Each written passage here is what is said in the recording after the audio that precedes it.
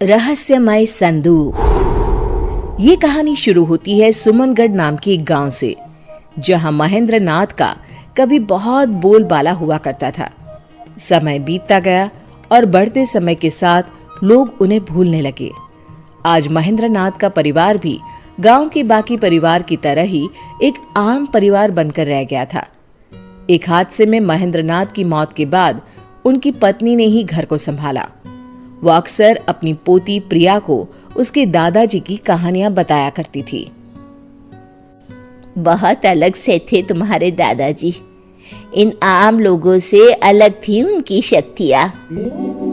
दादाजी के बारे में कुछ और बातें बताओ ना दादी, वो जादू करते थे ना? जादू नहीं बेटा, वो सिद्धियाँ होती हैं जो दादाजी के पास थी। उनके किस्से कितने भी बताऊं कम ही है। क्या माँ, तुम भी इससे ये सब बताने लगी? कल रात को न जाने ये क्या क्या मंत्र पढ़ रही थी। देखो माँ, मैं नहीं चाहता कि इसका ध्यान पढ़ाई से हटे। पंकज ठीक कह रहा है प्रिया, मैं तो सठिया गई हूँ बेटी। जा तू पढ़ाई कर। पंकज की बात सुनकर प्रिया वहां से अपने कमरे में पढ़ने चली जाती है, पर उसके मन में तो बस अपने दादाजी के किस्से को जानना था। ये पापा क्यों मुझे दादाजी की कहानियों से दूर रखना चाहते हैं? ऐसा क्या है उनमें? बहुत हुआ, ऐसा कुछ तो है जो सब मुझसे छुपा रहे हैं। प्रिया छुपकर अपनी दादी के कमरे के बाहर खड़े रहकर उन दोनों की बातें सुन लेती है। माँ, प्रिया को उस संदूक के बारे में कुछ भी पता नहीं चलना चाहिए।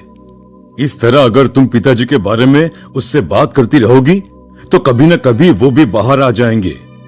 जो छुपा होना चाहिए। पापा क्या छुपा रहे हैं मुझसे? क्या छुपाना है? कौन सा संदूक? ये सब क्या चल रहा है? तू कब तक छुपा लेगा प्रिया से इन बातों को? कभी ना कभी वो संदूक भी सामने आ जाएगा पंकज। जिद मत करो माँ, वरना मुझे उस संदूक को कहीं रखकर आना होगा। मैं आज ही उस संदूक को पास के जंगल में रखकर आता हूं। न रहेगा संदूक, ना ही रहेगा प्रिया को कोई खतरा। पंकज रात के ठीक 2 बजे सभी के सोने के बाद अपने घर के स्टोर रूम में जाता है और लाल कपड़े में लपेटे एक संदूक को बाहर लेकर आता है। माफ कीजिएगा बाबूजी, पर हम इन शक्तियों को नहीं संभाल पाएंगे। संदूक को अलविदा करने का समय आ गया है। सर्दी की ठंडी रात को पंकज उस संदूक को उठाए चल पड़ता है। हवा बहुत तेज बहने लगती है। अचानक ही आंधी आने जैसा माहौल बन जाता है।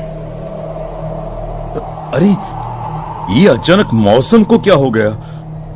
अगर बारिश शुरू हो गई तो मैं क्या करूंगा?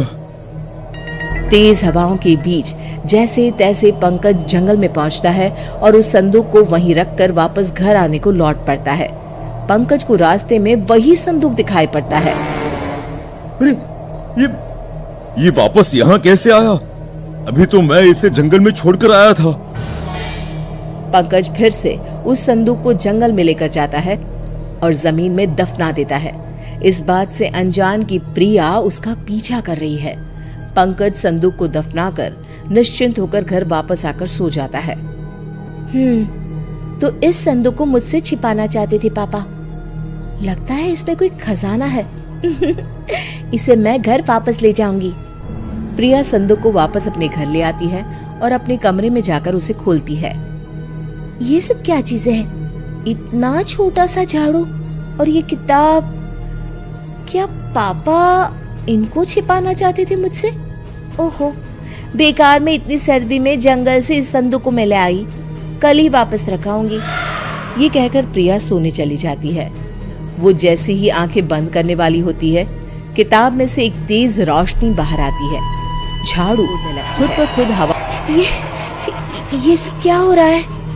किताब में से रोशनी के साथ साथ कई अक्षर हवा में उड़ने लग जाते हैं। कब से अपने मालिक की तलाश कर रहा था मैं। तुम मिल ही गई मुझे प्रिया। प्रिया की आंखों के सामने सभी अक्षर उसके दिमाग में चले जाते हैं। किताब अपने आप बंद हो जाती है। झाड़ू एक छोटा सा डिब्बा बन जाता है और प्रिया की आंख लग जाती है। अगली सुबह कल रात जो भी मैंने देखा वो मेरा सपना था या हकीकत? तभी कमरे में बैठी हुई प्रिया को दूसरे कमरे में अपने दादी और पापा की बातें सुनाई देने लग जाती है। मैं यहाँ बैठे हुए कैसे सब कुछ सुन पा रही हूँ? ये कैसे हो सकता है? तभी अचानक से प्रिया को अनजाने साए दिखने लग जाते हैं। हमें बचाओ प्रिया, हमें बचाओ। कौन हो तुम लोग? नहीं नहीं, मुझे छोड़ दो। प्रिया की आवाज सुनकर शोभा और पंकज उसके कमरे में आते हैं, पर उन्हें वहां कोई नहीं दिखता। क्या हुआ प्रिया, तुम ठीक तो हो? पापा, मुझे बचा लीजिए। मैं कल वो संदूक अपने साथ ले आई थी। मुझे अब यहाँ पर अजीब से लोग दिखाई दे रहे हैं जो मुझसे मदद मांग रहे हैं। मैं ये जानता था, इसीलिए तो ये सब तुझसे छुपाया मैंने। तेरे दादा यानी मेरे पिताजी महेंद्र नाथ ने लोगों की मदद करने के लिए कई सिद्धियां ली। उन्होंने अपने बारे में तो कभी सोचा ही नहीं। कई अतृप्त आत्माओं को आजाद करवाने में और कई मजबूरों की मदद करने में ही उन्होंने अपना जीवन लगा दिया। उन्होंने अपनी सारी शक्तियां इस संदूक में छुपा कर रखी थी, पर उनके ही एक चेले ने उन्हें धोखे से मरवा दिया और संदूक चुरा लिया, पर वो ये संदूक खोल नहीं सका। मुझे डर था कि कहीं ये शक्तियों को संभालने की शक्ति तुझ में ना हुई, और अगर तू ही इसकी हकदार हुई तो क्या होगा? तेरे दादाजी की सिद्धियां तू ही इस्तेमाल करके लोगों की मदद कर सकती है बेटा। ये आत्माएं बस तुझे ही दिखाई देगी, क्योंकि तू ही है जो इन्हें बचा सकती है। अब जब शक्तियां तुझ तक आ ही गई है तो भगवान तुझे हिम्मत भी देगा। तुझे बस एक गुरु चाहिए जिनसे मैं तुझे मिलवाती हूँ। शोभा अपने पति के बंद कमरे में जाती है जहां वो अक्सर साधना किया करती थी। जैसे ही प्रिया उस कमरे में जाती है, महेंद्र की आत्मा भी वहां आ जाती है।